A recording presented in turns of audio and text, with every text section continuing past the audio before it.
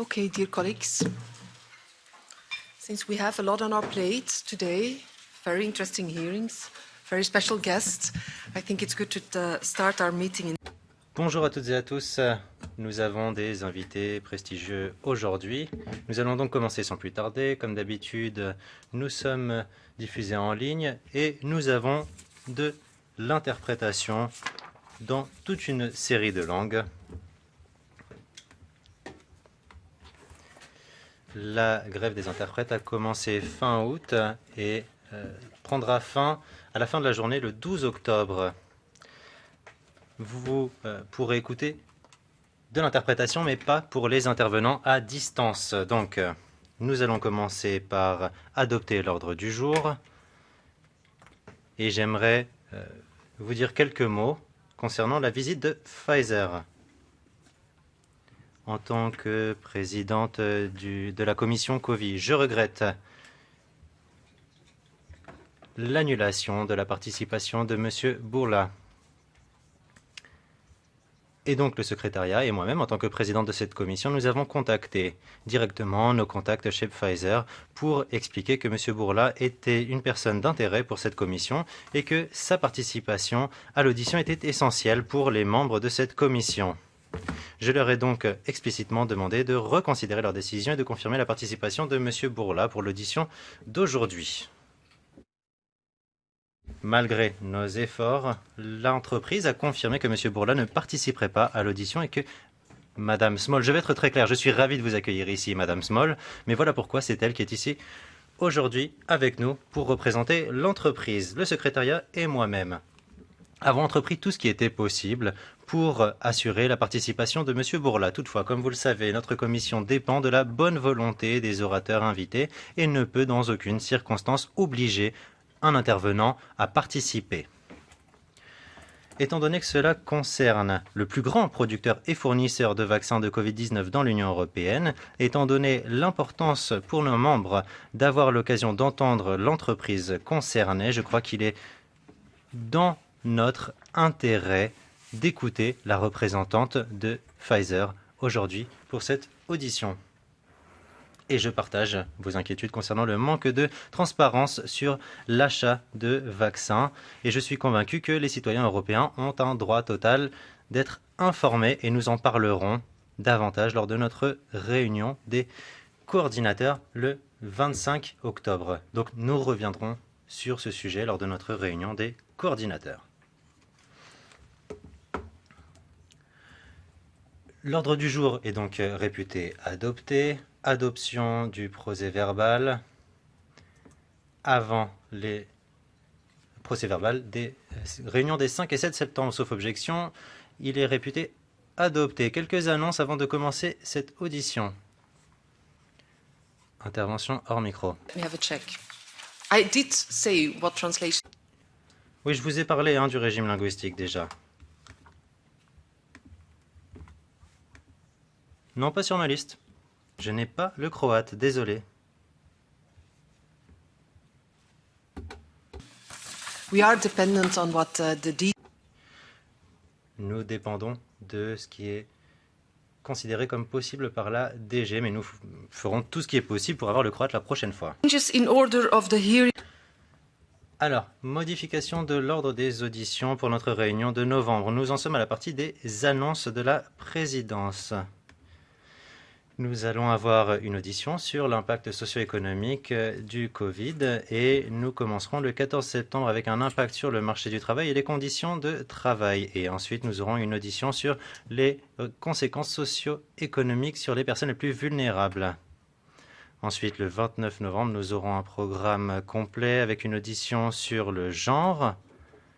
Et nous recevrons le commissaire Gentiloni dans l'après-midi avec des experts pour évaluer la performance des instruments de soutien financier. Et enfin, en décembre, nous entendrons des intervenants sur les institutions de santé et nous aurons en particulier une audition sur l'impact sur les enfants.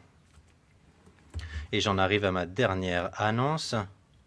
Malheureusement, pour cette réunion, il n'a pas été possible d'entendre toutes les entreprises pharmaceutiques dans la réaction au Covid. Il y en avait simplement trop, mais elles ont accepté de nous envoyer des contributions par écrit et vous les avez déjà reçues par email pour que ces entreprises puissent également être entendues.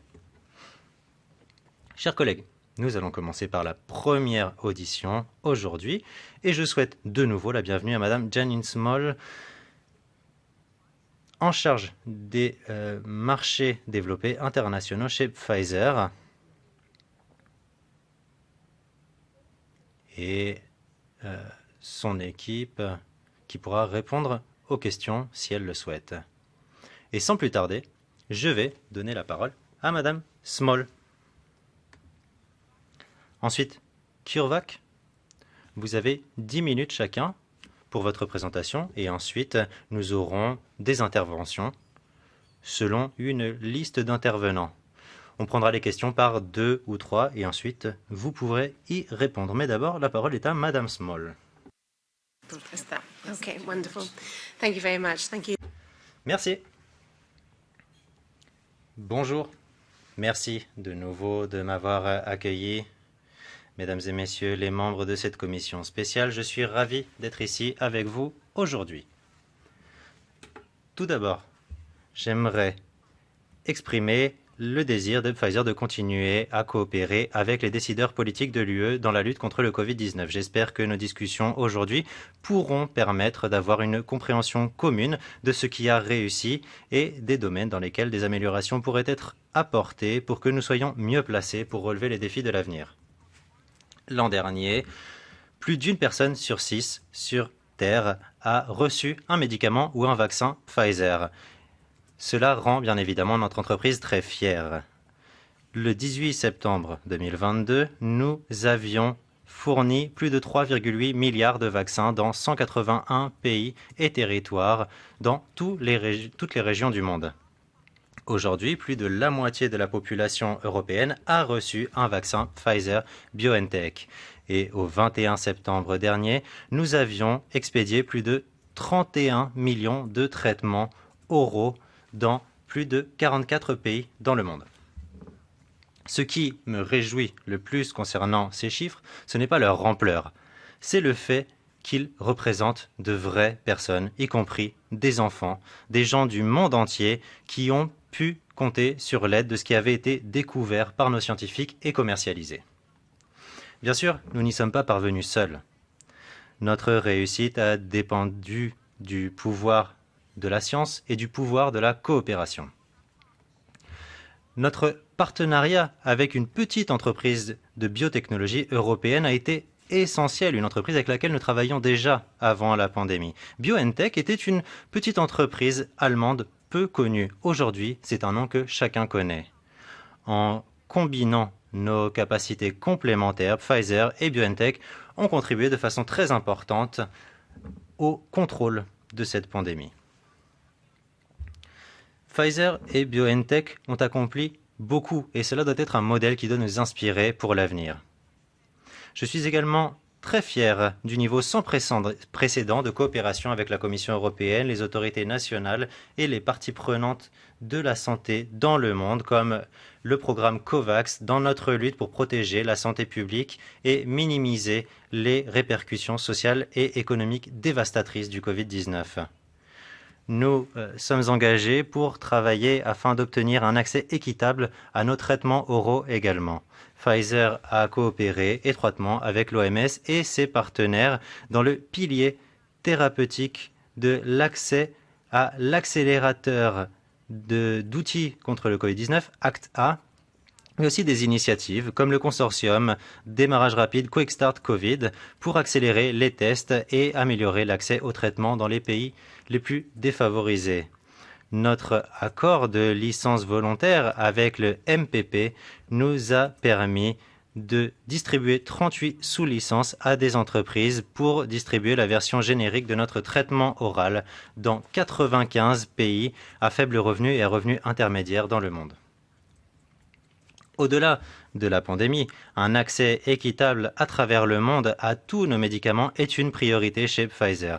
Voilà pourquoi au mois de mai dernier, nous avons lancé un accord pour un monde en meilleure santé, une initiative sans précédent qui vise à fournir des médicaments brevetés de haute qualité et des vaccins disponibles aux États-Unis ou dans l'Union européenne sur une base non lucrative à 1,2 milliard de personnes dans 45 pays à faible revenu. Cet accord, il vise à réduire fortement les inégalités en matière de santé qui existent dans les pays à faible revenu et par rapport au reste du monde. Toutefois, la lutte n'est pas terminée. Le virus n'a pas été vaincu et la science nous dit que le Covid-19 va rester une inquiétude en matière de santé dans le monde pendant plusieurs années.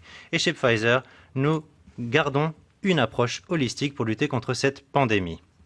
Nous continuons à travailler pour un accès équitable à nos vaccins et à notre traitement oral. Nous soutenons les autorités pour assurer un accès total à la vaccination et aux doses de rappel pour toutes les personnes éligibles selon les recommandations et nous aidons à distribuer des traitements contre le Covid-19 pour compléter les vaccinations. Nous sommes conscients que la situation est une situation d'urgence et qu'il faut être prêt à réduire les impacts de l'infection et de la gravité du virus, en particulier chez les populations à haut risque. Et nous soutenons des politiques qui maintiennent un écosystème industriel compétitif dans l'Europe, notamment une protection de la propriété intellectuelle forte et des chaînes d'approvisionnement mondiales ouvertes. La Commission européenne l'a dit et elle a raison. Nous entrons dans une nouvelle phase de cette pandémie. Nous nous dirigeons vers l'hiver, une saison à laquelle les virus respiratoires ont tendance à augmenter. Il y a donc une possibilité qu'un variant émerge qui combine la contagiosité d'Omicron et la gravité du virus initial. Et c'est un scénario que personne ne veut imaginer, mais il faut quand même s'y préparer. Les systèmes de santé dans toute l'Europe continuent à être confrontés aux impacts du Covid-19, des pénuries de main-d'œuvre, mais aussi les conséquences dramatiques sur la santé mentale des travailleurs dans le domaine de la santé. Réduire le nombre d'hospitalisations pourrait réduire les coûts médicaux liés au traitement du Covid-19 et soulagerait ceux qui travaillent en première ligne contre la pandémie. Il faut donc un accès au traitement. Nos scientifiques travaillent chaque jour pour garder une longueur d'avance et pour être prêts à répondre à tous les défis que le virus pourrait causer. Nous continuons à suivre la science, nous investissons dans la recherche et le développement et nous travaillons pour identifier des vaccins qui nous aideront à fournir une protection durable et forte à mesure que de nouveaux variants apparaissent. L'importance de cet élément ne doit pas être sous-estimée, en particulier alors que nous voyons une augmentation des cas dans l'Union européenne depuis quelques semaines. Je suis également inquiète de voir des désinformations répandues qui se poursuivent sur la vaccination et des taux de vaccination très faibles dans quelques pays, y compris en Europe. Pour réussir, il va falloir que nous contribuions tous à renforcer la confiance chez les citoyens et l'acceptation du vaccin pour protéger les citoyens et pour pouvoir retrouver une vie normale. Certains obstacles à l'accès au traitement contre le Covid-19 sont également constatés dans certains marchés européens, par exemple la restriction des personnes éligibles au traitement. Il faut éliminer ces obstacles pour 40% de la population qui ont une maladie ou un facteur de risque pour des formes graves et qui pourraient bénéficier de ce traitement. Il faut mettre en place des stratégies qui aident les sociétés à vivre avec le Covid-19 à long terme tout en protégeant les plus vulnérables.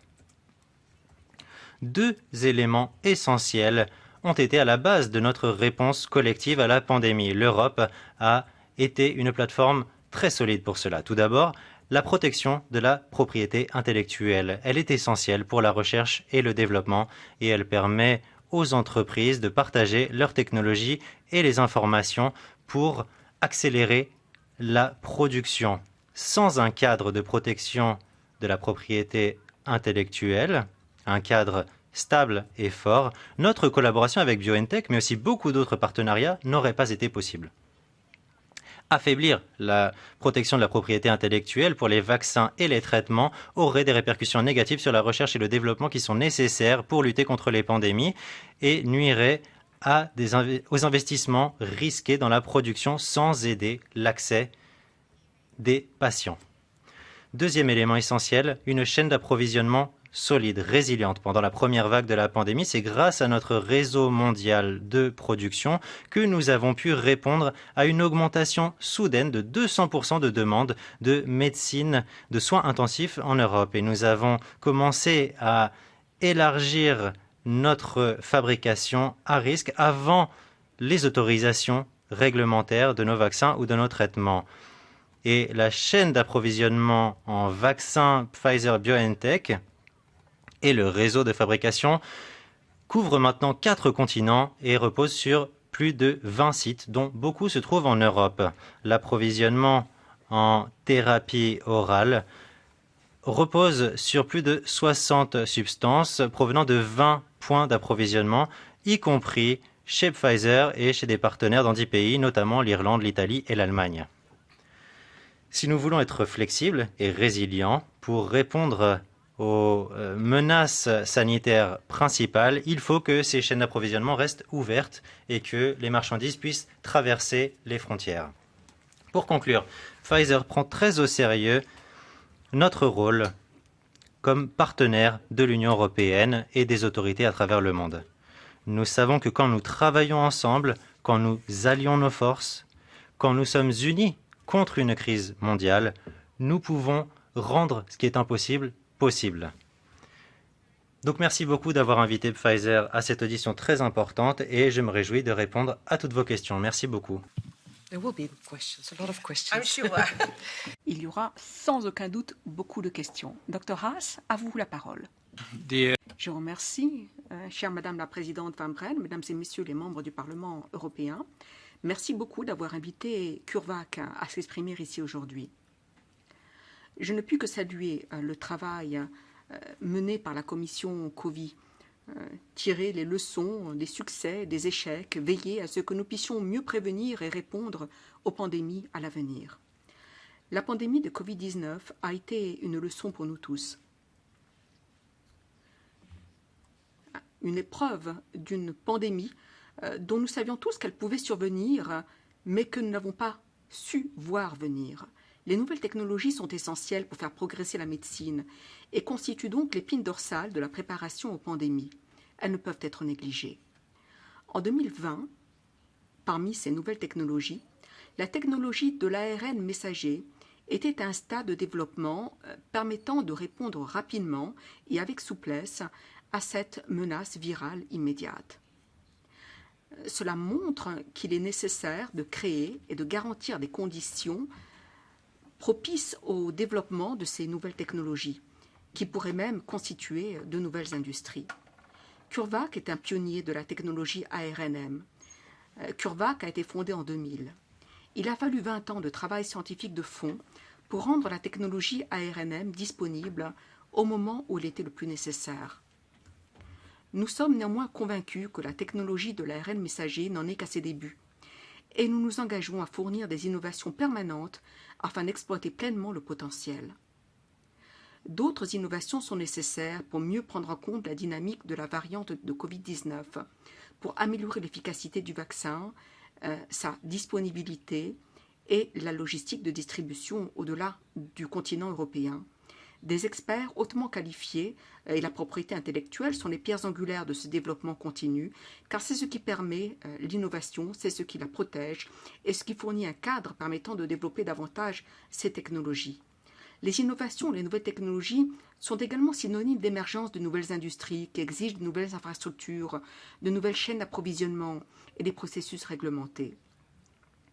Pour que cela se produise en temps record pendant la pandémie de Covid-19, une forte collaboration était et reste nécessaire entre les universitaires, l'industrie, les autorités réglementaires et les décideurs politiques. CureVac se félicite de la création de la DG ERA. La DG ERA permettra d'identifier en permanence les menaces et de prévenir les pandémies, tout en renforçant la collaboration indispensable entre tous les acteurs concernés du secteur de la santé.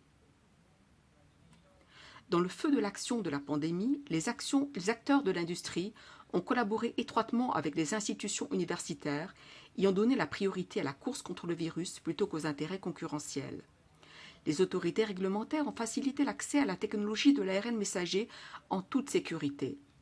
En Europe, le lancement d'une procédure de révision continue a permis de mettre au point des vaccins sûrs et efficaces. CureVac s'est félicité que les États membres et la Commission européenne aient travaillé main dans la main pour acheter les vaccins contre la Covid-19. Le fait d'avoir un seul acheteur pour l'ensemble de l'Union européenne a considérablement simplifié le processus et l'a accéléré. Les accords d'achat anticipés ont permis de développer rapidement des vaccins et d'apporter des vaccins à tous les citoyens européens. En outre, nous tenons à remercier la Commission européenne et le gouvernement nationaux pour avoir réussi à surmonter les difficultés de la chaîne d'approvisionnement dues à l'accès limité aux matières premières rares à l'époque. Comme vous le savez, notre vaccin CureVac n'est pas arrivé sur le marché. Les données intermédiaires concernant notre vaccin ne répondaient pas entièrement à nos attentes élevées. Nous avons donc décidé d'en abandonner le développement. Nous avons notamment constaté que d'autres vaccins, eux, étaient approuvés. D'autres sociétés ont réussi à surmonter la crise. En collaboration avec GSK, nous développons actuellement un nouveau vaccin Covid-19 qui est en phase 1 et qui présente des résultats acceptables. Nous avons également 4 essais cliniques en cours dans le domaine des maladies infectieuses et au-delà de la Covid-19, nous prévoyons des antigènes mais également des immunothérapies contre le cancer et des thérapies moléculaires. La fabrication est essentielle pour rendre une nouvelle technologie rapidement et largement disponible en cas d'urgence. De grandes capacités de fabrication ont été mises en place et continuent de l'être pour permettre un accès rapide et souple à de grandes quantités de vaccins à ARNM. Ainsi, ils seront disponibles partout en Europe et au-delà. Nous sommes fiers d'être soutenus par le gouvernement allemand avec un contrat de préparation à la pandémie similaire aux objectifs de l'EU-FAB qui crée une capacité de réserve de préparation à la pandémie qui peut être mobilisée pour le futur pandémie en s'inspirant des leçons du passé. Je voudrais maintenant conclure par quelques leçons que nous avons tirées. La pandémie nous a montré ce qui est possible si le monde a un objectif commun. L'innovation est cruciale dans la pandémie de Covid-19 et le sera tout autant dans les pandémies futures. Nous devons continuer à investir dans la recherche et le développement pour alimenter l'innovation. Une forte collaboration transnationale entre les acteurs de l'industrie, les gouvernements, les systèmes de santé, les autorités réglementaires est le principal moteur de la mise au point de vaccins Covid-19 sûrs et efficaces. Cette collaboration a permis d'éliminer les limites et les frontières précédentes. Si nous identifions, prévenons, traitons rapidement les maladies, nos hôpitaux et nos systèmes de santé ne seront pas sous pression et nos sociétés et nos économies pourront continuer à prospérer. Dans cet esprit, je voudrais réitérer notre engagement à collaborer avec toutes les institutions européennes. C'est ainsi que nous contribuerons à notre objectif commun, contribuer à notre santé à tous. Merci encore pour l'opportunité de partager les réflexions de CureVac avec vous aujourd'hui au Parlement européen. Merci encore. Thank you very much. Merci beaucoup, Dr. Haas, Madame Small, pour vos présentations. Nous allons à présent passer à la séance de questions-réponses. Nous allons commencer par écouter les représentants des groupes politiques en respectant le système d'honte. Et ensuite, j'espère que nous pourrons également prendre quelques interventions à la demande. Monsieur Kimboropoulos, vous avez la parole pour 2 minutes. Merci, Madame la Présidente. Merci à Madame Small et à Monsieur Haas d'avoir pris le temps de venir nous rencontrer aujourd'hui. Avant de vous poser mes questions, je voudrais que nous nous rappelions la raison pour laquelle nous sommes ici. Nous sommes ici pour faire le bilan de la pandémie, nous permettant ainsi d'être prêts pour l'avenir. Nous ne sommes pas ici pour faire les gros titres. Ce que nous souhaitons, c'est nous concentrer sur le fond et ne pas nous laisser entraîner dans des discussions stériles concernant qui représente quelle société dans cette audition. La collaboration entre les secteurs publics et privés a joué un rôle crucial dans la lutte contre la pandémie. C'est la raison pour laquelle j'aimerais savoir dans quelle mesure votre coopération avec les autorités compétentes de l'Union européenne s'est déroulée. Pensez-vous que certains éléments pourraient être améliorés lors de l'évaluation ou de l'approbation d'un médicament nouveau? Deuxièmement, comme vous l'avez dit, la préparation de vaccins implique l'intervention d'un très grand nombre de matériaux. La chaîne d'approvisionnement a fait l'objet de pressions très importantes au début de la pandémie, raison pour laquelle j'aimerais savoir quelles sont les principales leçons que l'on pourrait tirer d'après vos entreprises. Que pourrait-on faire pour améliorer la résilience des chaînes d'approvisionnement? Merci. Thank you very much. Mrs. Cerdas, please. Merci, Madame Servas. Thank you, Chair. I would Merci.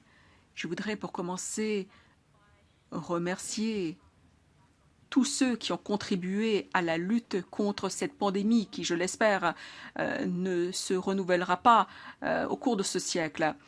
Mais beaucoup d'argent public a été dépensé. Je m'adresse d'abord à Pfizer. La Cour des comptes a rendu un rapport le 12 septembre de laquelle l'on parle de 1,8 million de doses dans le cadre d'un contrat conclu avec Pfizer. Et il a été indiqué que ce contrat avait été conclu en dehors des procédures de négociation habituelles. Je me pose deux questions. Pourquoi a-t-on garanti plus de doses et pourquoi le prix est-il passé de 15,5 € la dose à 19,5 € la dose par rapport aux commandes précédentes? Pouvez-vous nous expliquer cette hausse des prix pour ce troisième contrat? Est-ce que votre entreprise Pfizer serait prête à renégocier le contrat pour moins de doses éventuellement, étant donné que la plupart des États, très probablement, ne reprendront pas autant de doses? Enfin, je voudrais revenir à votre déclaration liminaire. Vous avez dit que Pfizer souhaite continuer à collaborer avec le Parlement européen. Néanmoins, il me semble que le PDG de Pfizer aurait dû venir ici. Sa présence était confirmée il y a encore quelques semaines à peine. L'absence de M. Bourla est-elle liée à ce rapport de la Cour des comptes publié le 12 septembre? Une autre question, pure curvac. Il est vrai que pour réduire les inégalités dans le cas de l'accès aux médicaments, nous avons besoin de plus de vaccins. C'est important pour réduire également les inégalités entre les pays riches et les pays à faible ou moyen revenu. Vous avez dit avoir plusieurs essais cliniques en cours. Quelles sont les principales entraves dans le cadre de ces essais cliniques? Et pour ce qui est des vaccins, vous avez dit que vous avez un vaccin en phase 1. Oui, je termine. Si vous aviez l'opportunité de comparer les résultats de ce vaccin avec d'autres vaccins qui existent déjà, qui ont déjà été approuvés, qu'en diriez-vous? Merci. Merci, Madame Cerdas. Oui, ce n'est pas 4 minutes 40 secondes. Madame Cerdas, vous avez dépassé votre temps de parole. Madame Small et puis le docteur de Haas pour répondre. 2 minutes et demie, 3 minutes chacun, s'il vous plaît. Okay, lovely. Thank you very much. Bien, merci beaucoup. Et merci beaucoup pour avoir rappelé la raison pour laquelle nous sommes ici, de tirer les leçons de la pandémie, de bien comprendre, et pas seulement à court terme, mais aussi à long terme. Donc, merci beaucoup. Je reviens sur cette idée des leçons que nous devons tirer. Je tiens à saisir cette occasion pour remercier l'EMA pour la procédure d'évaluation en continu, qui est un élément très important, et pour son travail afin d'avoir maintenu la rigueur scientifique et l'indépendance, également des points tout à fait importants. La revue sur le vaccin Covid a montré que les acteurs en Europe sont à même de travailler ensemble et d'optimiser ce processus. Si nous devons être en mesure de tirer les leçons, il serait bon de garder ces approches également pour les situations qui ne sont pas des situations de crise et d'avoir un dossier réglementaire qui peut être utilisé à l'échelle de l'UE et dans d'autres échelles. Voilà ce qui serait un point intéressant. Sur l'importance de la coopération, vous l'avez souligné, la coopération a été très importante entre le secteur public et privé, ainsi qu'entre les différentes entreprises, je tenais à le souligner. Il nous faut également comprendre que la pandémie du Covid-19 n'est pas encore terminée. Nous devons être vigilants, continuer à coopérer ensemble. Parmi les acteurs de la santé, tous les acteurs doivent rester vigilants. Vous avez abordé les approvisionnements. Ce qui est le plus important, c'est que, comme vous l'avez dit, la fabrication de nos vaccins anti-Covid est un processus pour le moins complexe. Il serait peut-être intéressant pour vous de savoir que nos vaccins anti-Covid regroupent 218 matériaux venant de partout dans le monde, venant de 86 fabricants et de plus de 90 pays. Nos traitements oraux, comme j'ai fait remarque dans mes propos liminaires, 70 matériaux venant de plusieurs sources d'approvisionnement différentes, et notamment des sites extérieurs de Pfizer et d'autres partenaires. Ce que l'Union européenne peut faire pour assurer un approvisionnement durable de vaccins et de médicaments anti-Covid est de garantir la libre circulation des marchandises et le passage des marchandises à travers les frontières. Nous avons vu que les entreprises dans le monde dépendent véritablement de ces chaînes d'approvisionnement. C'est donc un point important pour nous. S'agissant des contrats, vous avez abordé les aspects de transparence. Je pense que depuis le début de cette crise, nous avons fait preuve d'une grande transparence tout au long du processus. Cela a commencé bien avant la négociation des contrats. Nous avons toujours publié nos tests des vaccins dans un processus de révision par des pairs. Et tous les contrats sont disponibles pour les eurodéputés. Il est important pour nous tous de bien comprendre que les informations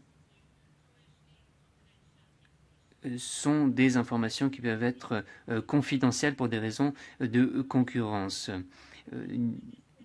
Vous devez le prendre en compte.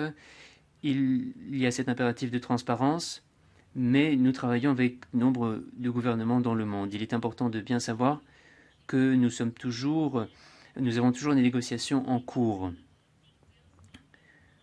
Par conséquent, si nous mettions à disposition nos contrats, cela risquerait de porter atteinte à nos intérêts et aux gouvernements qui négocient les contrats avec nous et sur nos traitements oraux.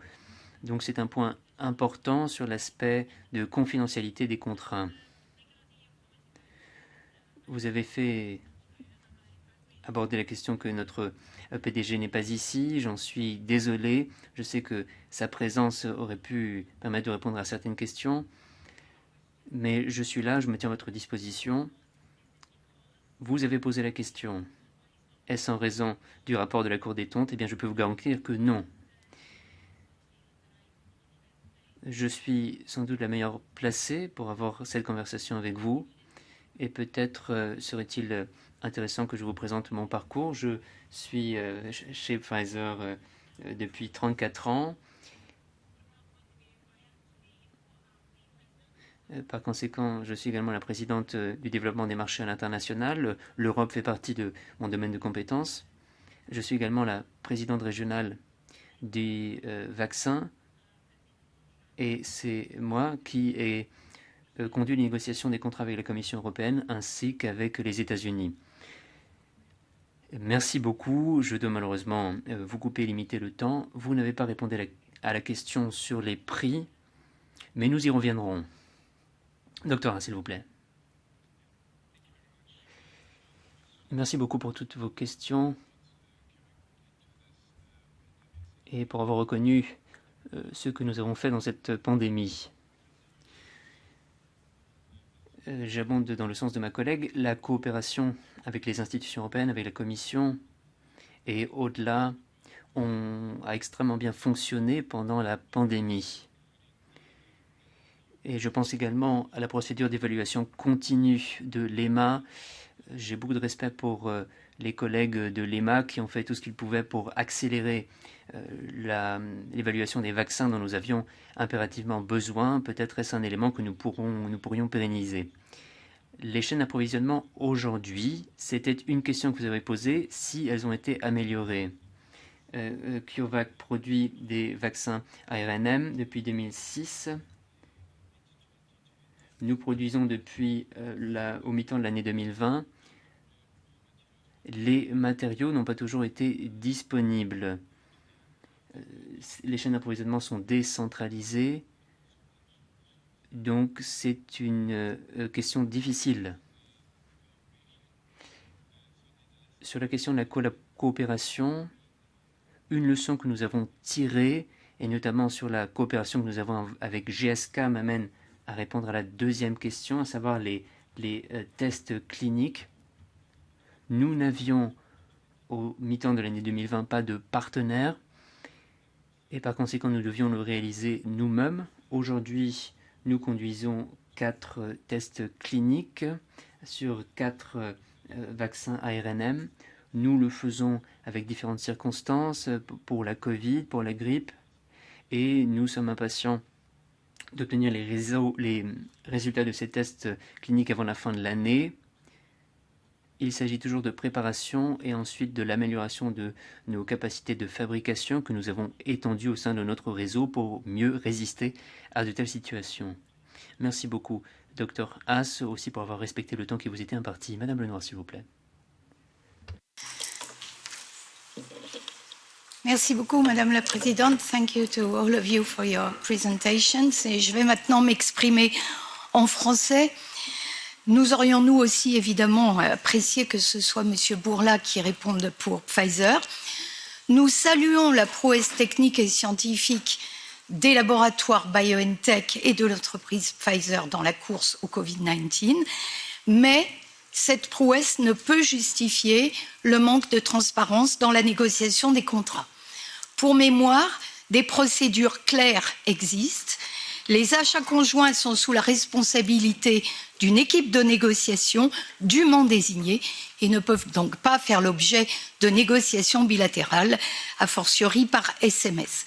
Le Parlement européen a définitivement adopté mardi dernier mon rapport sur le règlement sur les menaces transfrontières graves pour la santé. Nous souhaitons y renforcer la transparence et l'indépendance dans l'élaboration de ce contrat. Sachez-le, puisque vous avez l'intention, et nous la saluons, de continuer à travailler avec les institutions européennes. Le Parlement sera représenté dans la gouvernance et veillera au respect de ces dispositions. Au-delà de cette remarque, je souhaitais vous interroger sur le respect de la propriété intellectuelle. Votre entreprise a été contrainte de revoir à la baisse ses demandes de brevets auprès de l'Office européen des brevets, suite à une contestation de Médecins du Monde. Cette organisation dénonce vos demandes de brevets sur des connaissances déjà existantes grâce à des fonds de recherche publics sur coronavirus et vaccins ARN messagers. Pouvez-vous nous indiquer pourquoi vous avez initialement déposé 280 demandes, prenant ainsi le risque de pénaliser d'autres vaccins ARN messagers? Et juste, Monsieur Haas, dans le contexte, est-ce à cause de cette bataille juridique avec Pfizer sur la propriété intellectuelle que vous avez été contraint d'abandonner votre vaccin candidat CureVac? Merci beaucoup. Mrs. Langenzieten, please. Madame Langen, s'il vous plaît.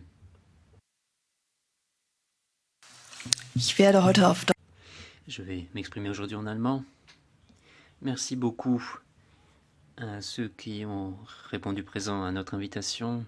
Messieurs, mesdames, j'aimerais souligner à nouveau la question des personnes avec des comorbidités qui ont été les plus touchées et le sont toujours par la Covid. La Covid n'est pas terminée. La Covid n'est pas terminée. Nous ne parlons pas aujourd'hui d'une pandémie où nous pourrions dire c'est une pandémie terminée. Nous sommes dans la situation où les vaccins ont été distribués, mais nous nous sommes toujours demandé pourquoi les vaccins qui sont distribués, pourquoi ne sont-ils pas répartis justement? Pourquoi des doses supplémentaires n'ont pas pu être données, par exemple?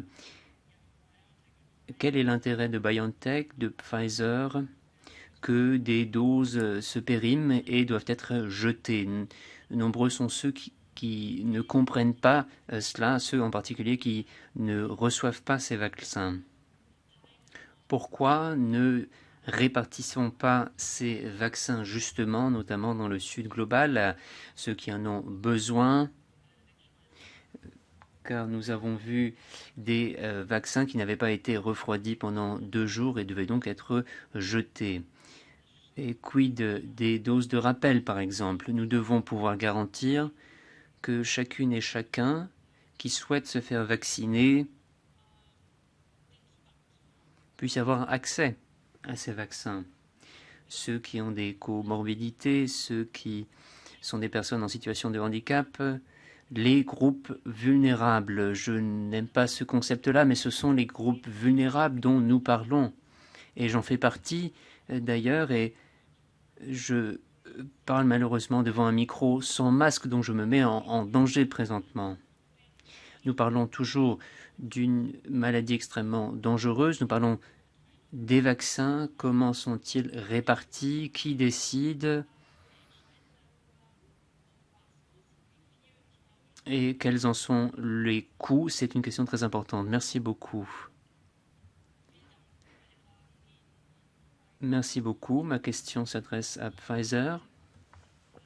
Votre vaccin a été autorisé à la mise sur le marché par l'EMA. Vous avez livré les données nécessaires. Mais ce qui signifie pour moi également, c'est que vous avez mis des doses à qualité douteuse sur le marché. Et selon l'EMA, il y a des nouvelles données cliniques. Vous avez présenté de nouvelles données. Mais lesquelles? S'agit-il de l'étude sur les femmes enceintes, sur les fœtus morts que vous avez tout simplement enterré, cette étude? Nous voyons dans les médias qu'il est question de plus de 100 femmes qui ont reçu leur vaccin avant le 3e trimestre. 83% de ces femmes ont perdu leur enfant. Je parle de quelles données sont disponibles et où pouvons-nous les voir? Sur le vaccin adapté BR4, BR5, nous n'avons pas accès aux résultats. Il y a eu des tests sur des souris. Et c'est ce vaccin que vous distribuez aujourd'hui sans suffisamment de résultats. C'est un scandale. Vous refusez à mettre à disposition les données brutes sur vos premières études, de sorte qu'une révision, une évaluation indépendante ne soit pas possible. Peut-être M. Haas pourra commenter cette absence de données. Le département américain compétent a dû prendre ses responsabilités devant la loi, car certains n'ont pas eu ce dont ils avaient besoin. L'incidence était de 84% supplémentaire chez les hommes jusqu'à 59 ans dans les 80 jours suivant le vaccination. Et cette autorité met en garde ces personnes contre la vaccination. Donc ma question, mettez-vous en danger des millions de personnes? Et l'aurez-vous fait si vous aurez pris la responsabilité pour la conséquence de vos vaccins. Merci beaucoup. Monsieur A, s'il vous plaît. Yeah, thank you very much. Perhaps. Merci beaucoup. Tout d'abord, peut-être sur la question des brevets. Ce n'est pas la raison pour laquelle nous avons retiré la mise sur le marché de notre premier vaccin. Les données auxquelles nous nous attendions n'étaient pas ceux que nous souhaitions et la barre était très haute. Madame Langes, vous avez abordé cette question. Les vaccins doivent être accessibles à toutes celles et ceux qui sont vulnérables. Et à ce moment-là, nous avons pris conscience que nous pouvons faire mieux et nous essayons de le faire actuellement avec nos partenaires GSK. Les résultats devraient arriver bientôt.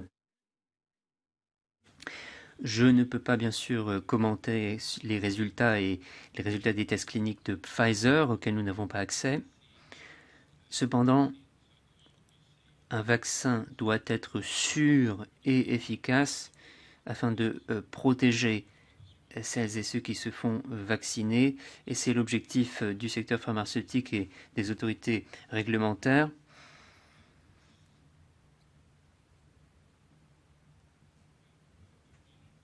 Les groupes vulnérables. Je me permets de passer à l'allemand. Dans nos premiers tests cliniques, nous voulions réaliser des études sur ces groupes vulnérables pour adapter la situation de groupes qui avaient des comorbidités, les femmes enceintes bien sûr, et d'autres groupes des tests cliniques que nous avions voulu réaliser et que nous allons réaliser si nous avons d'autres vaccins. La vaccination de la population mondiale est la chose à faire afin de surmonter cette pandémie. Et enfin, un dernier point sur la question de la réalisation des tests cliniques. Bien sûr, la pandémie n'est pas terminée. Nous ne savons pas dans quel sens elle va aller. Et en combinaison avec un vaccin contre la grippe, c'est bien sûr un défi de développer ces vaccins rapidement, parallèlement à d'autres maladies que l'on peut s'attaquer par des vaccins ARNM. Merci beaucoup.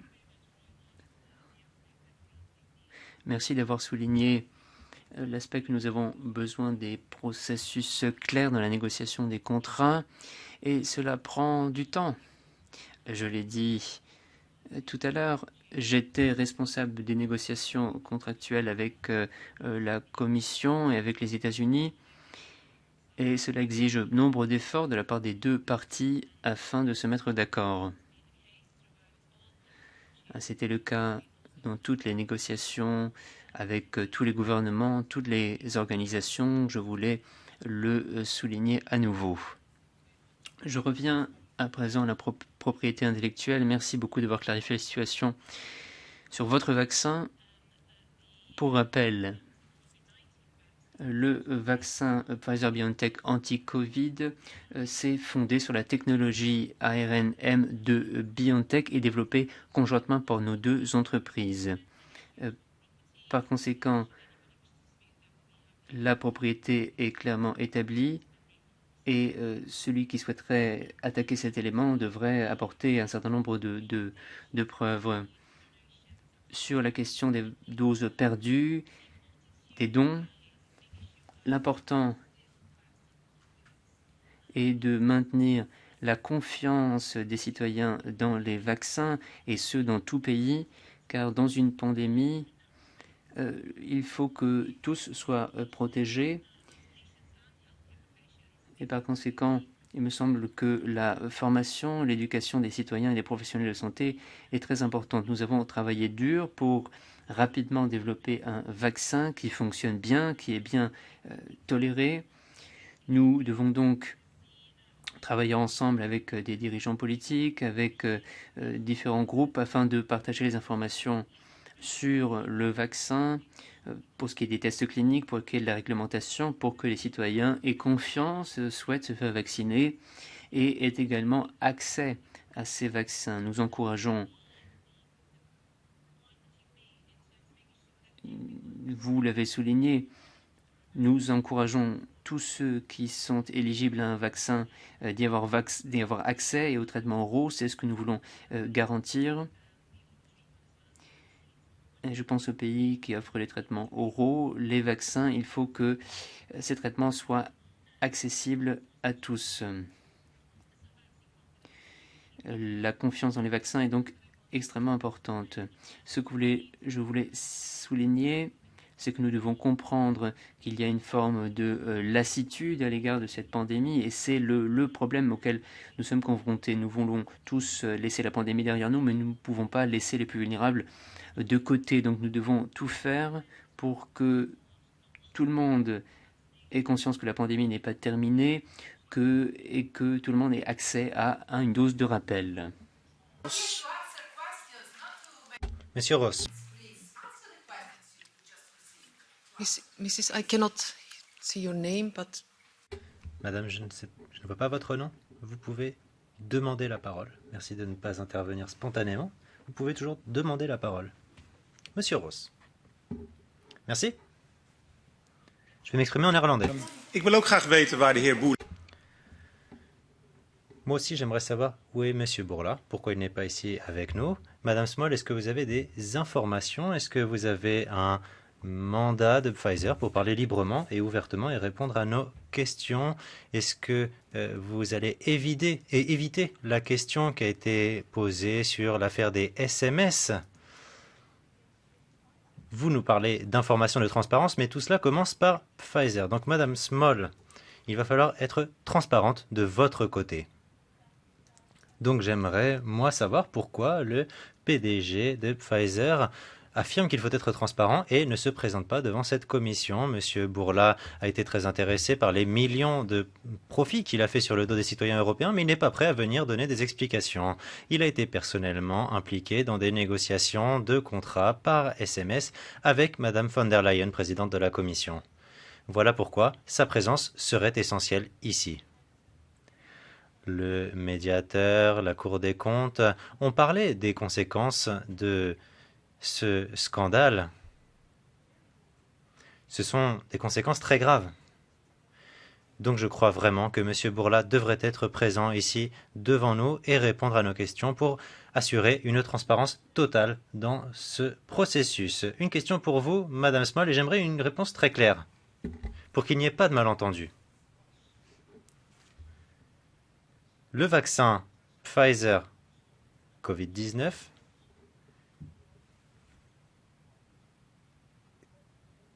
est-ce qu'il était considéré qu'il arrêtait le virus avant d'être commercialisé?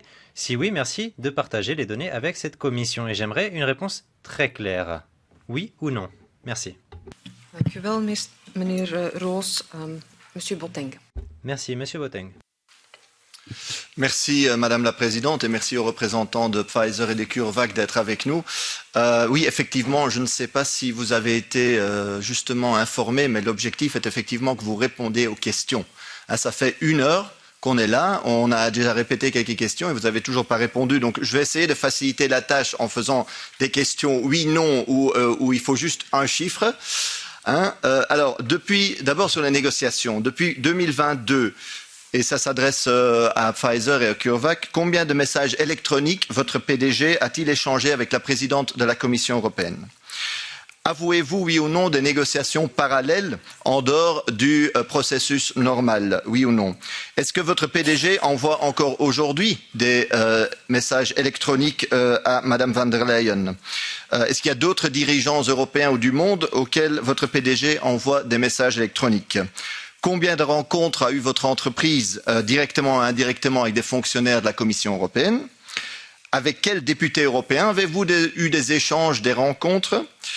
Et est-ce que vous considérez que vos intérêts sont bien défendus ici par des lobbies comme FPA et Vaccine Alliance? Voilà, ça fait sur les négociations au moins quelques questions claires. Sur les prix aussi, on va y revenir parce que vous esquivez systématiquement la question du prix. Pourquoi est-ce que le prix du vaccin, et ça c'est pour Pfizer, a augmenté de 20%? Pourquoi? En 2021, votre directeur financier Frank D'Amelio a dit que pour lui, un prix normal pour le vaccin Covid pourrait être jusqu'à 150 €.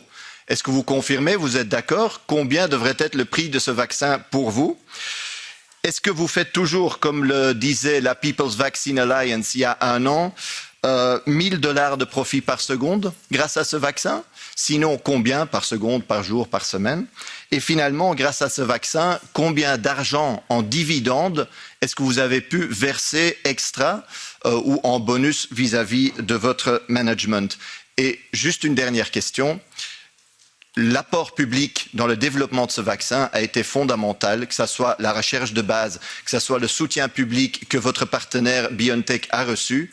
Pourquoi alors devriez-vous être les seuls propriétaires de ce vaccin? Je vous remercie. Mr. Sinchits. Monsieur Sinchits. Thank you very much, Ms. President. Merci, Madame la Présidente. C'est vraiment dommage que Monsieur Bourla ne soit pas ici avec nous aujourd'hui.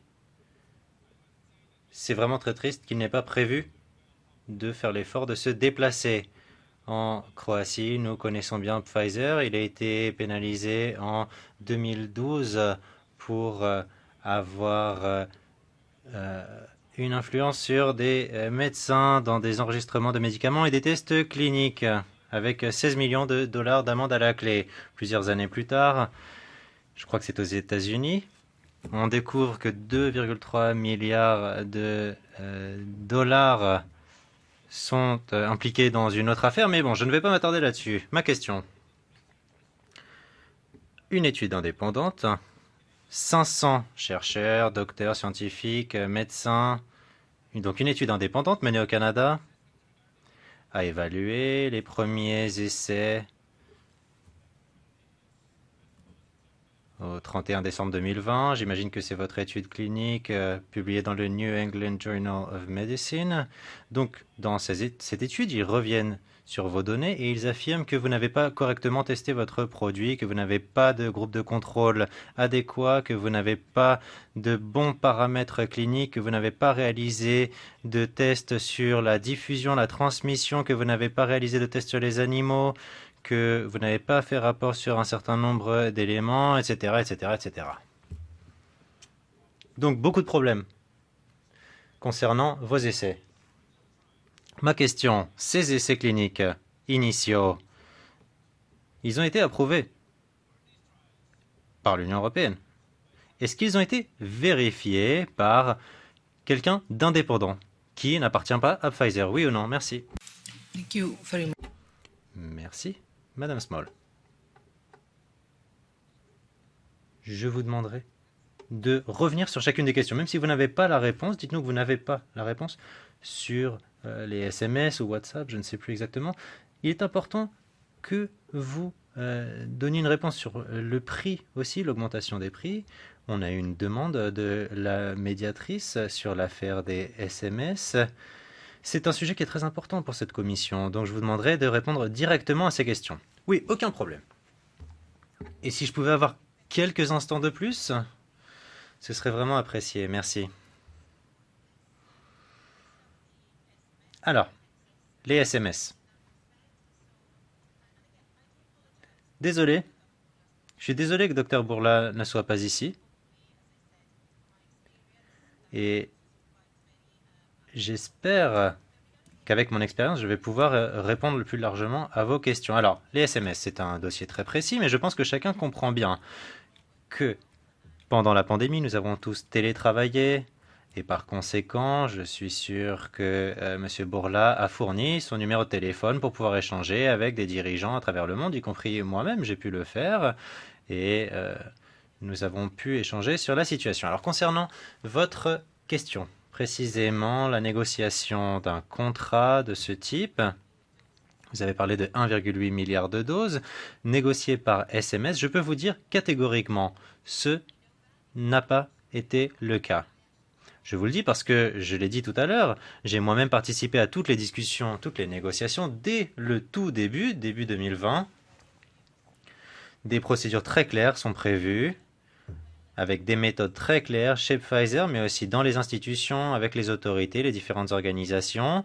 Il y a une équipe énorme qui travaille des deux côtés pour négocier tous les aspects complexes contenus dans un tel contrat. Ce n'est pas possible, je peux vous l'assurer, de mener ces négociations par SMS. Pour le nombre de SMS, je vais être très franche, je ne sais pas combien il a pu y en avoir. Vous avez donné un chiffre, vous avez demandé un chiffre précis, je ne peux pas vous en donner moi-même. J'ai échangé des SMS, je ne pourrais pas vous dire combien de SMS, on n'a pas ce type de statistiques ou de chiffres, mais la façon dont on négocie un tel contrat, je peux vous dire que cela prend des jours et des jours, des heures, des semaines pour parcourir tous les aspects très complexes d'un tel contrat. En plus des aspects juridiques, il y a la question des calendriers de livraison, des approches de livraison. Donc il faut des semaines pour échanger toutes ces informations détaillées. Donc du point de vue de Pfizer, ce contrat a suivi les discussions et les négociations selon la procédure habituelle.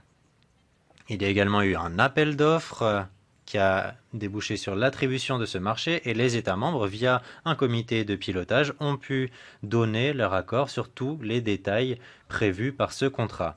Donc j'espère avoir été la plus claire possible concernant cette question des SMS et des éventuelles discussions parallèles qui n'auraient pas pu être menées pour conclure un contrat aussi complexe que celui-ci concernant nos vaccins, mais aussi nos traitements oraux.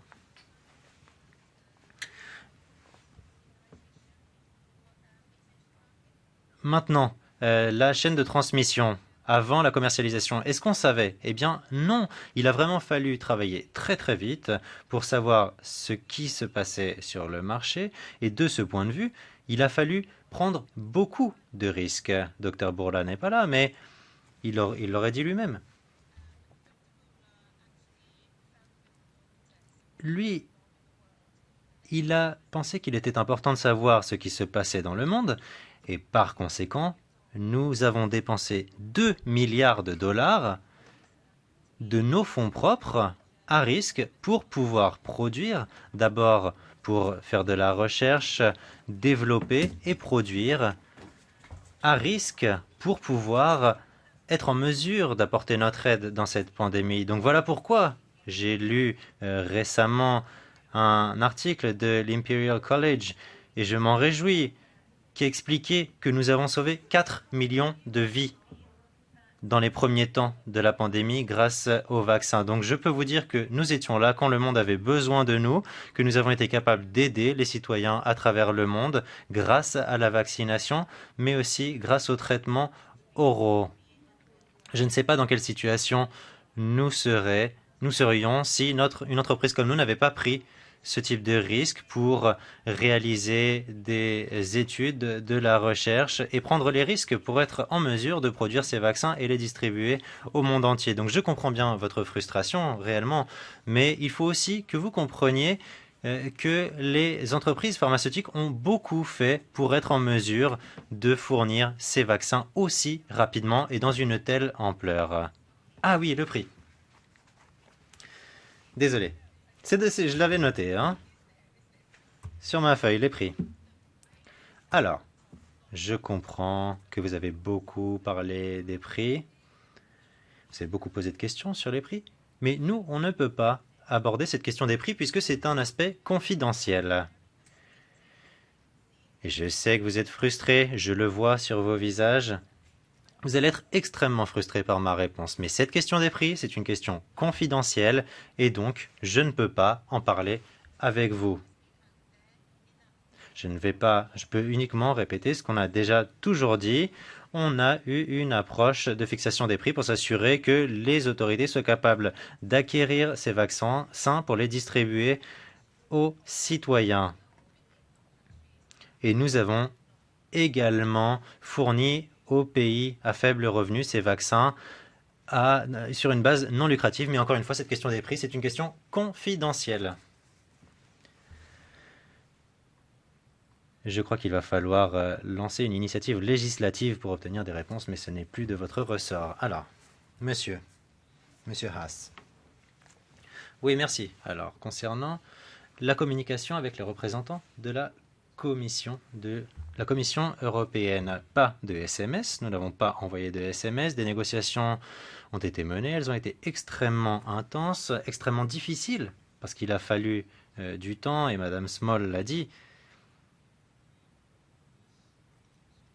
Ces négociations, elles ont été menées sur une période très courte, avec une excellente équipe, très bien préparée des deux côtés, très professionnelle.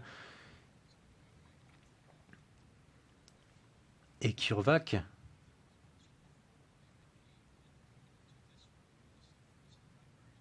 il y a une question sur la propriété intellectuelle. L'objectif était de développer et de commercialiser un vaccin. Donc pour cette question de la propriété intellectuelle, nous sommes arrivés plus tard, une fois que la situation était meilleure. Donc nous travaillons sur ces vaccins pour les rendre plus efficaces. C'est ça notre objectif. Nous ne sommes pas au stade où nous souhaiterions être. La production est bien plus large que par le passé.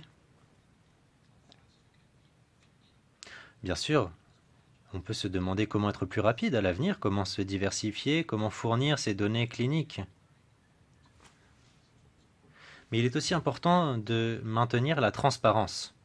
Ce que nous avons vu au début, mais aujourd'hui aussi,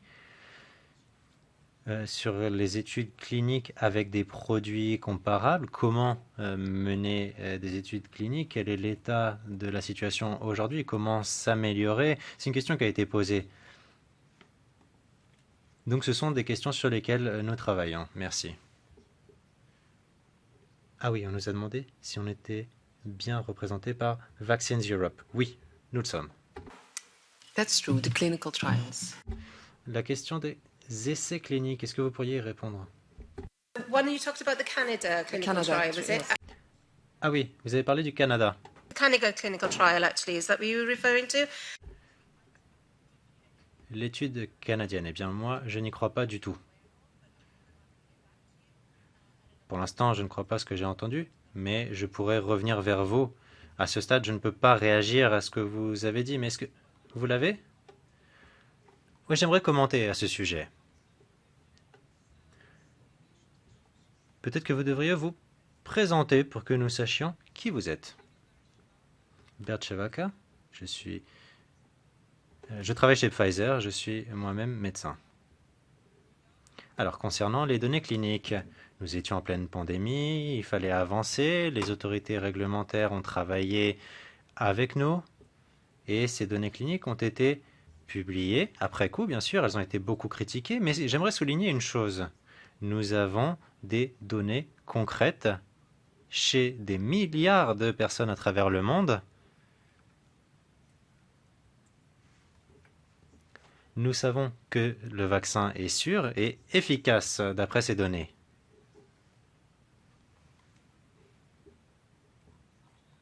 Et j'aimerais revenir sur un commentaire qui a été fait par notre collègue de CureVac. Ce vaccin n'aurait pas été distribué à la population s'il n'avait pas été sûr. La sécurité, on ne fait jamais de concessions là-dessus. Autre chose, n'oublions pas que nous sommes ici grâce aux efforts fournis par les entreprises pharmaceutiques.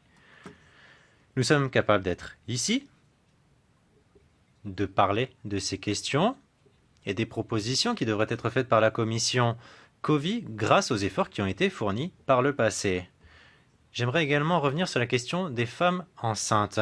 Il y a énormément de faits, de preuves du Royaume-Uni, d'Israël, sur des complications chez les femmes enceintes qui n'étaient pas vaccinées.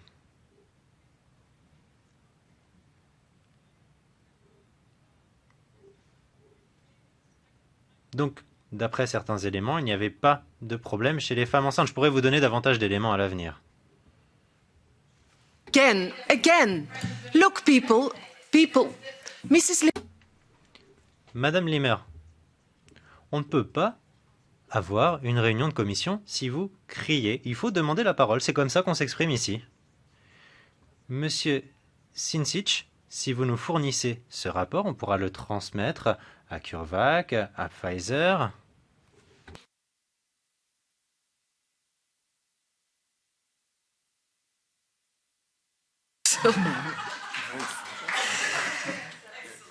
Good. Mrs. Kloon, please. Madame Kloon. First of all, I'd like to thank Je voudrais d'abord remercier nos invités d'être venus aujourd'hui. Merci pour vos interventions, pour nous aider à comprendre ce qui s'est passé au cours de la pandémie et à comprendre comment tirer les leçons pour l'avenir. La préparation est en effet importante. Et j'ai pris note de tous les commentaires concernant la résilience des chaînes d'approvisionnement mondiales. Je voudrais, moi, vous interroger sur le rôle des institutions européennes pour améliorer l'innovation dans le domaine des médicaments. J'aimerais savoir ce que nous pourrions faire pour encourager l'innovation en Europe. Vous travaillez, vous discutez avec la Commission.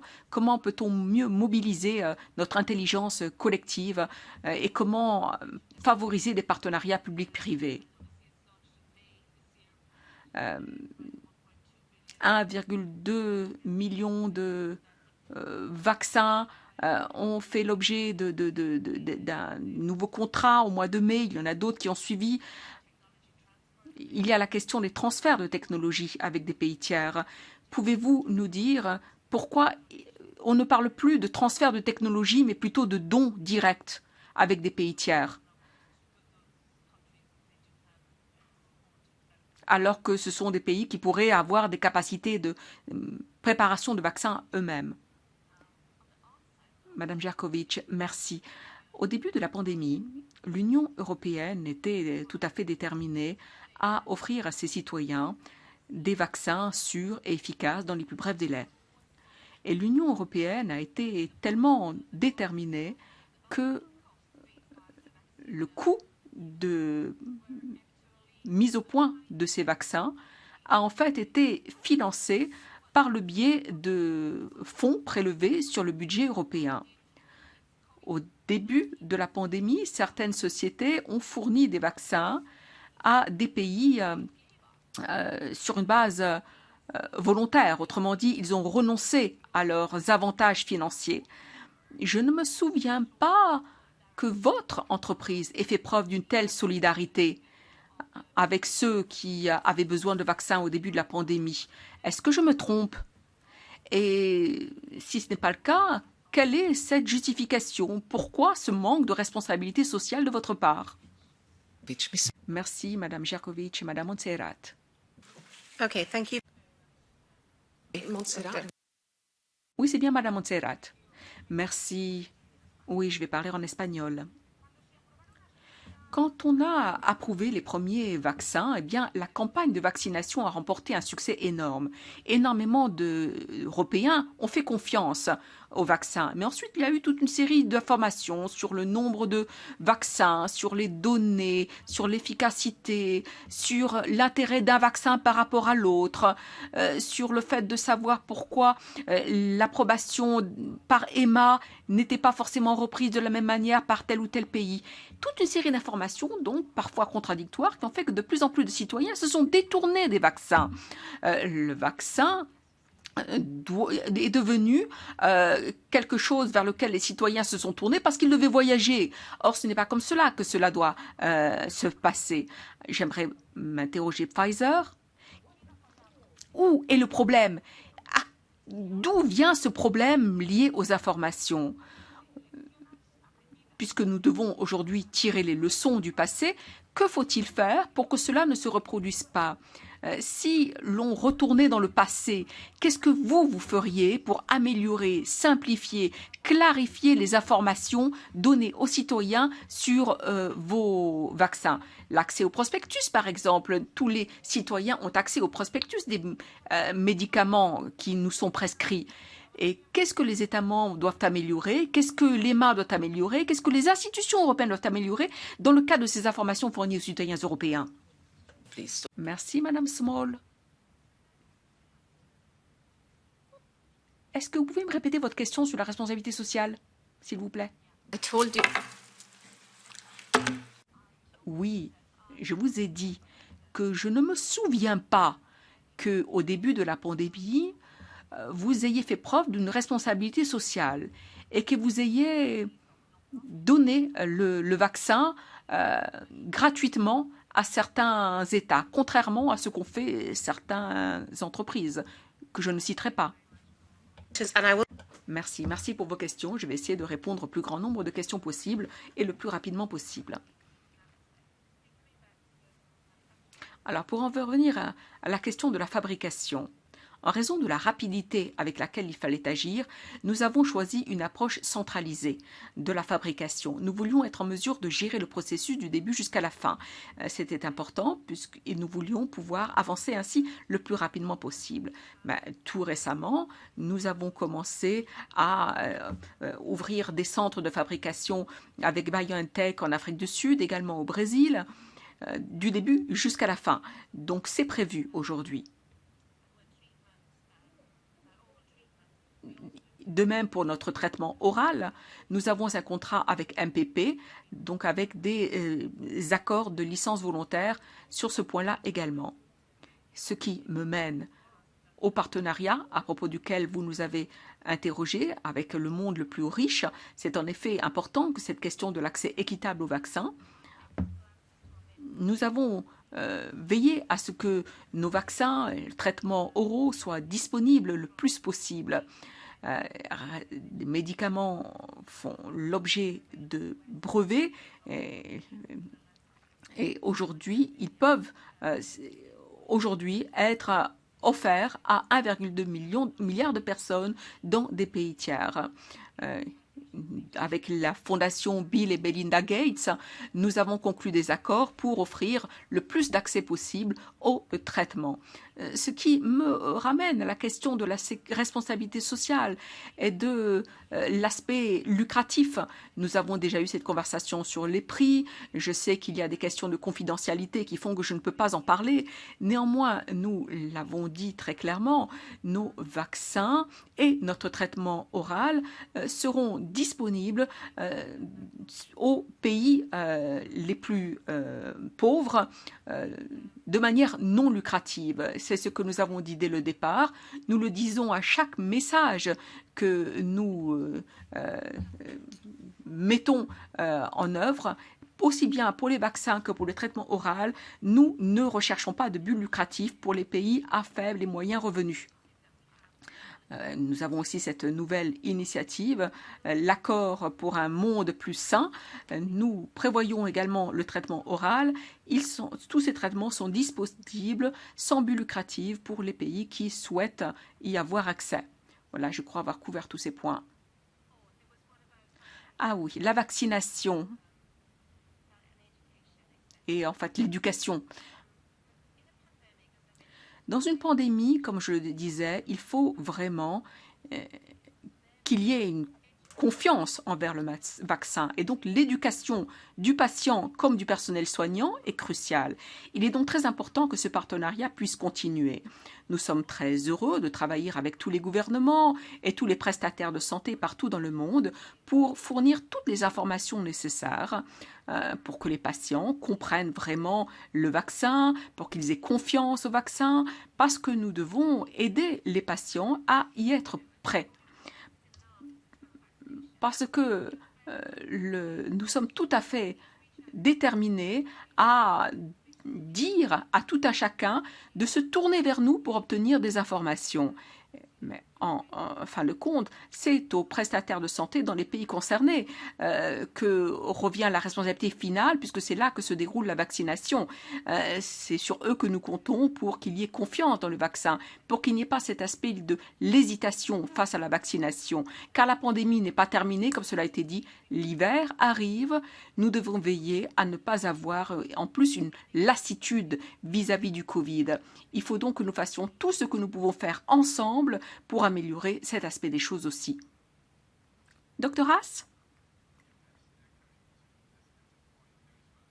Oui, je voudrais enchaîner sur ce que vient d'être dit. Il y a différents niveaux de transparence. À CureVac, cela fait 20 ans que nous travaillons sur l'ARNM et nous sommes transparents sur cette technologie. Et nous souhaitons que d'autres s'inspirent de cette technologie lorsque c'est nécessaire. Nous avons des documents scientifiques qui sont publiés, des brevets qui sont publiés pour le permettre. Et ensuite, il y a un deuxième niveau de transparence, les données cliniques. C'est crucial pour garantir la confiance. La confiance est cruciale si l'on veut traiter des gens sains, si l'on veut que les gens soient protégés. C'est tout à fait nécessaire en cas de pandémie. La transparence est absolument nécessaire. Et puis, il y a un troisième niveau que l'on a constaté avec la pandémie, et merci d'ailleurs pour cette question. Que pouvons-nous faire, y compris dans le cas des systèmes de santé, pour expliquer cette nouvelle molécule, l'ARNM, avec ce tout premier vaccin approuvé? Il n'y a pas eu d'expérience à grande échelle avec cette molécule. Il y a donc eu beaucoup de désinformation sur ce qu'est l'ARNM, sur le potentiel de l'ARNM. Je crois qu'il y a encore plus de potentiel lié à l'ARNM, pour des vaccins, mais pas seulement. Et c'est là que nous devons collaborer avec les systèmes de santé. Il faut sensibiliser l'opinion publique sur ce qu'est l'ARNM et ce qu'il n'est pas. Donc je pense que la transparence, elle doit s'appliquer à tous ces niveaux-là. Mr. Luca. Merci, Monsieur Luca. Vielen Dank, Frau Vorsitzende. Merci beaucoup, Madame la Présidente. Madame Small, il est très important que vous ayez abordé l'approche holistique précédemment. Et comme justement il est important d'avoir cette approche holistique sur la question des vaccins, j'aimerais aborder la question des post-vax syndromes, donc les effets secondaires importants. Et je tiens à souligner clairement que je ne le fais pas parce que je veux vous discréditer ou parce que je veux m'attribuer certains lauriers politiques comme le font certains d'extrême droite, mais non, il m'importe les hommes et les femmes. Nous avons parlé des 0,1 personnes ou de 0,2 personnes. L'Institut Paul Ehrlich, l'autorité compétente en Allemagne, parle de 0,3 et à 80 millions de vaccinations entre 2021 et 2022. Cela signifie que l'on parle de 50 000 personnes, une ville de taille moyenne. C'est de ces personnes-là que nous devons nous occuper. Nous ne pouvons pas les laisser de côté. Ma question: comment vous souhaitez soutenir ces patients-là? Que faites-vous du côté de la recherche pour que ces personnes-là ne soient plus sujets aux effets secondaires? Je pense à la protéine Spike. Et sur les traitements, existe-t-il des coopérations pour pouvoir vraiment soutenir ces personnes et les sortir de cette situation délicate? Merci beaucoup. Merci, Madame la Présidente. Bon, alors, moi, en premier lieu, en introduction, moi, je m'associe à tous mes collègues qui ne comprennent pas pourquoi M. Bourla n'est pas là. Et je demande officiellement à notre présidente de le réinviter pour qu'il puisse s'expliquer par rapport à ce que va nous dire la Cour des comptes européenne. Parce que le rapport est très précis, on a des choses très précises à lui demander, et s'il ne vient pas, eh bien on fera comme pour Monsanto, c'est-à-dire que Pfizer n'aura plus accès au Parlement. En tout cas, c'est une demande des Verts de dire que s'il ne veut pas venir être auditionné par notre commission, eh bien Pfizer ne sera pas considéré comme un lobby au niveau du Parlement. Voilà. Alors, moi j'ai une question à vous poser sur la qualité de vos vaccins. Alors, cette qualité, je me sers des documents confidentiels que Pfizer a transmis à l'EMA et qui indiquaient, et qui est sorti d'ailleurs dans une enquête de Trial Site News, et qui indiquait que dans ce vaccin, il faut qu'il y ait des ARN messagers, vous en parliez tout à l'heure, qui soient intacts. Or, pour qu'ils soient intacts, ils avaient mis un pourcentage, ils avaient dit, pour garantir l'efficacité des vaccins, il faut que les ARN messagers soient à 70% intacts au sein du vaccin. Et puis on s'est aperçu le 20 novembre 2020, donc avant l'autorisation officielle, qu'en fait, il y avait beaucoup d'ARN dégradés. Et on a changé le seuil. Il est passé de 70% à 50%.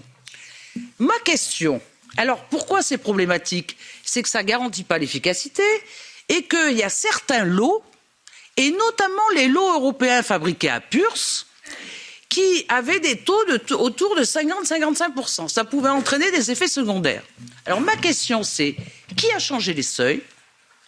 Deuxièmement, quand vous avez fourni récemment des documents, vous n'avez toujours pas donné les données brutes, est-ce qu'on peut les avoir? Troisièmement, est-ce qu'il y a eu des contrôles de qualité dans les différents laboratoires où vous fabriquez ce vaccin? Est-ce que l'EMA a participé à ça? Merci, Madame. Et la dernière qui est très importante, c'est pourquoi Pfizer interdit aux États acheteurs de faire leurs propres analyses indépendantes sur la qualité des doses de vaccin. C'est quand même incroyable. Merci beaucoup. Mrs. Joren.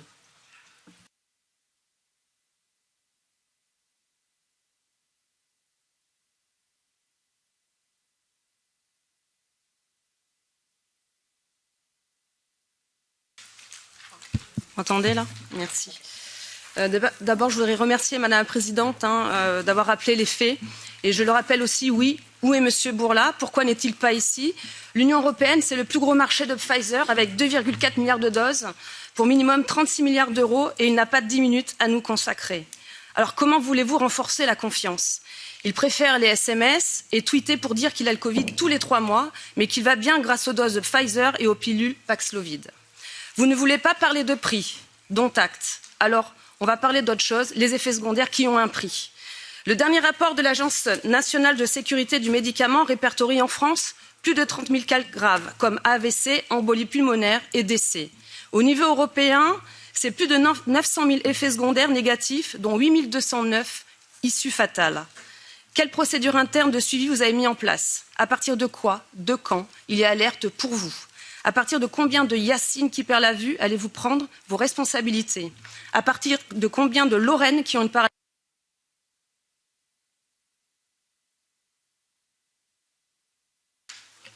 J'ai été coupée. Vos actionnaires Pfizer veulent savoir. Cette irresponsabilité ne vous pose pas de problème? Avec plus de 30 milliards d'euros, grâce à la surcommande de doses par Mme van der Leyen, une partie de ces milliards d'euros devrait servir à indemniser ces victimes. Et pour conclure, Joe Biden a dit il y a quelques semaines que c'était terminé la pandémie. Est-ce que vous allez l'attaquer pour désinformation? Dr. Haas, I'm going to start with you. Is that okay? Docteur Va, cette fois-ci, nous commençons par vous, si ça vous va.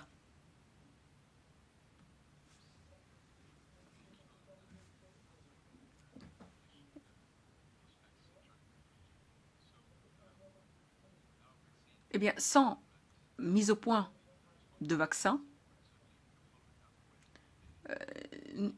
nous ne serions pas où l'on en est, bien évidemment. Il s'agit de suivre la situation des personnes qui ont été vaccinées et qui ont développé des syndromes.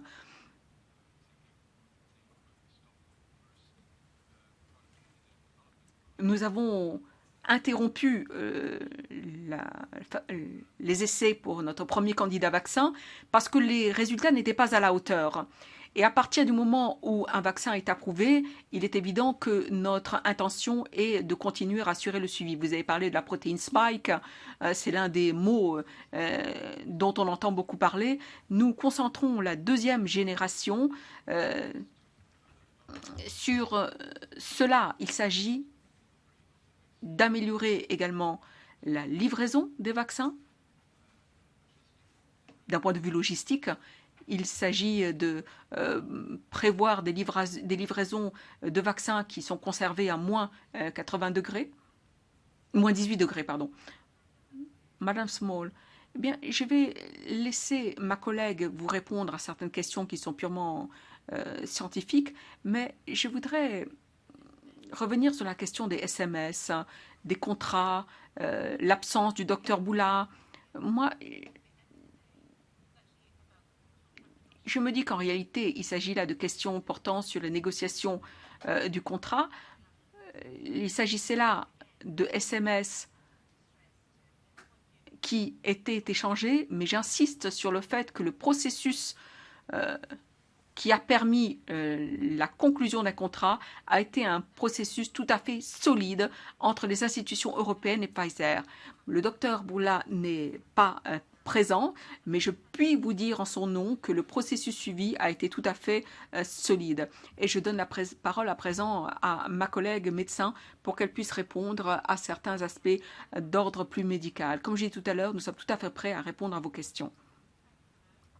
Merci. La question de l'ARNM dégradé, oui, c'est un problème. C'est la raison pour laquelle nous avons dû mettre au point des technologies pour fournir des vaccins à moins 80 degrés. Nous travaillons constamment pour améliorer la technologie. Aujourd'hui, nous pouvons fournir des vaccins qui peuvent être conservés à la température d'un réfrigérateur ordinaire et même à la température ambiante avant qu'ils soient administrés.